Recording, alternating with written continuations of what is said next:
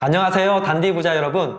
홍부자입니다. 집을 살지 아니면 팔지 집값에 예민하시다고요? 이 부분 제가 오늘 당장 해결해 드리겠습니다.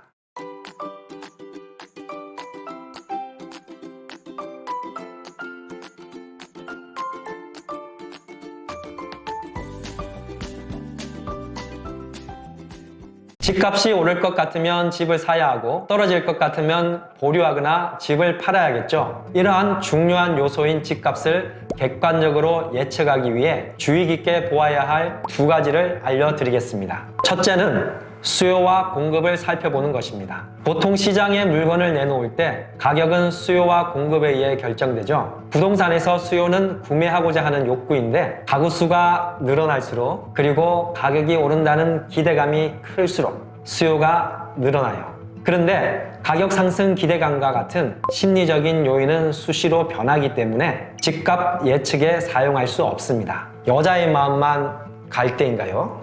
부동산 앞에 사람 마음은 변덕스럽기가 종잡을 수 없잖아요. 하지만 향후 가구 수의 변화는 객관적인 예측이 가능하기 때문에 가구 수의 변화를 살펴보겠습니다.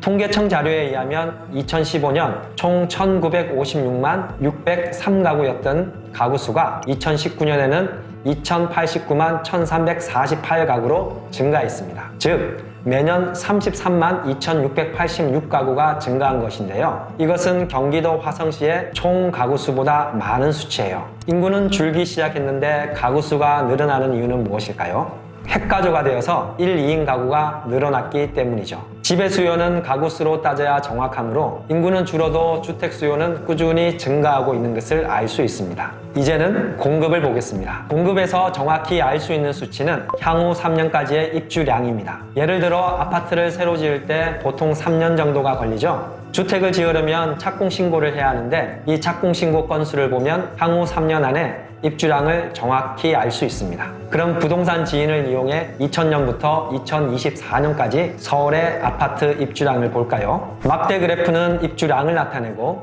붉은색 선은 수요량을 나타냅니다. 서울의 신규 아파트 수요량은 약 4만 9천 호 정도인데요. 최근 10년간 입주량이 수요량을 넘어선 해는 2018년, 19년, 20년밖에 없어요. 특히 올해부터는 심각할 정도로 감소하고 있는 것을 볼 수 있습니다. 왜 서울이 항상 집이 모자라는지 이해가 되시죠? 그런데 여기서 주의할 점은 3년 뒤의 입주량은 집계가 아직 되지 않은 곳도 있어서 2024년에 입주량 수치가 아주 적게 보인다는 사실입니다. 저렇게 9,000호만 입주된다면 6.25 때 난리는 난리도 아니겠죠. 그럼 이번에는 전국 아파트 입주량을 보겠습니다. 2017년부터 2020년까지 역대급으로 입주량이 많았습니다. 올해부터 입주량이 급격히 줄어들지만 전국의 적정 신규 아파트 수요량인 26만 2천호는 충족시킵니다. 그럼 입주량이 모자라지 않는데도 왜 최근 매매할 수 있는 집이 부족한 것처럼 느껴질까요? 저는 그 이유를 기존 주택의 공급이 막힌 데 있다고 봅니다. 주택 공급은 새로 지어진 주택의 신규 입주 물건뿐만 아니라 기존 주택도 공급에 포함되기 때문입니다.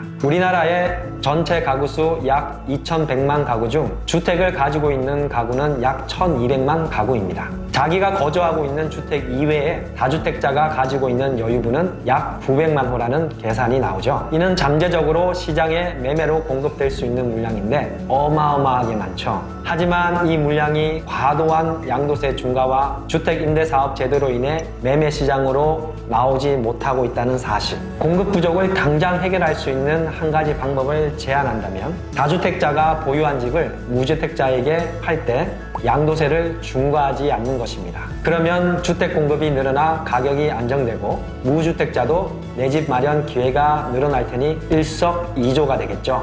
두 번째로 집값의 방향을 예측할 수 있는 중요한 요인인 시중에 돌아다니는 돈의 양을 보겠습니다. 이를 유동성이라고 해요. 유동성을 알아보기 위해 광의 통화라고 불리우는 M2를 가장 많이 사용하죠. M2는 내 손에 있는 현금과 현금화시킬 수 있는 자산의 합입니다. 이때 현금화시킬 수 있는 자산은 약간의 손해를 봐야 하죠. 예를 들면 정기 예금이나 적금을 들었을 때 중도 하차하면 이자를 못 받는 것처럼요. 그럼 최근 5년간 우리나라의 M2 변화량을 볼까요?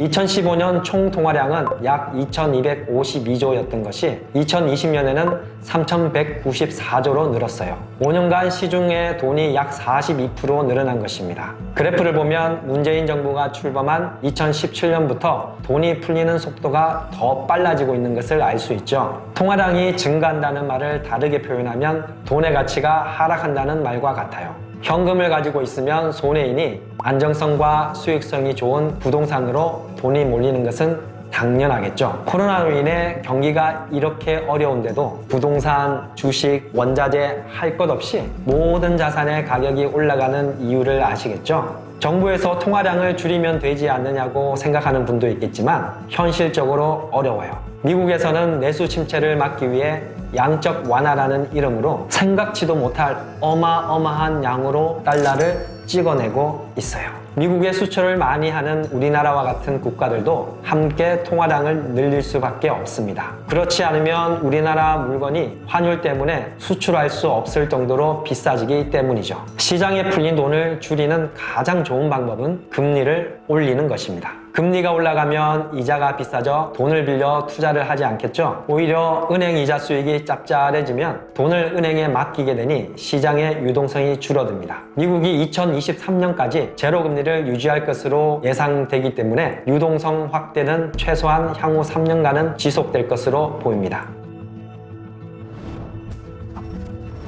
집값에 영향을 가장 크게 미치는 수요와 공급, 그리고 유동성을 살펴보았습니다. 오늘 내용 좀 어려우셨나요? 오늘 영상 이해하셨다면 여러분은 이미 단기부자가 되신 것입니다. 7년째 이어진 집값 상승으로 피곤하시죠? 하지만 정부의 정책이 바뀌지 않거나 미국에서 금리를 예상보다 빨리 올리지 않는다면 향후 3년간도 집값은 상승 압박을 지속적으로 받을 것이라 예측됩니다. 다음 시간은 집을 사거나 팔 때 호구가 되지 않는 방법에 대해 알려드릴 테니 기대해주세요. 구독과 좋아요와 알람 설정은 부자 되는 지름길.